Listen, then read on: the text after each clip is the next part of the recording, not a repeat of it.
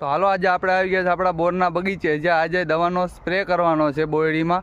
તો દવાનો સ્પ્રે કરવાનું કારણ એ જ છે, આ ત્રીજો રાઉન્ડ છે અને જે બોર હોય એમાં અત્યારે ઠરિયો બંધાઈ ગયો હોય અંદર. તો ઠરિયો બંધાવવા પછી એમાં બોર દવાનો સ્પ્રે કરવો જરૂરી છે, કારણ કે એમાં ઈયળ ન પડે એટલે માટે. પછી એમાં અત્યારે ફૂગ આવી ગયો છે, નાના જે પાછતરા બોર છે એમાં ફૂગ પણ આવી ગયો છે, તો એની દવા પણ ભેગી નાખેલી છે આપણે, કોન્ટાફ કરીને છે. તો આગળ તમને બોર બતાવું કે કેવડા કેવડા બોર થઈ ગયા છે અને ફૂગ ક્યાં ક્યાં આવેલો છે, તો બતાવું ચાલો આગળ બોરડીમાં. તો આ ઝીણા ઝીણા બોર છે, જો આ ફૂગ આવેલો છે બોરમાં, દેખાતો હોય તો તમને.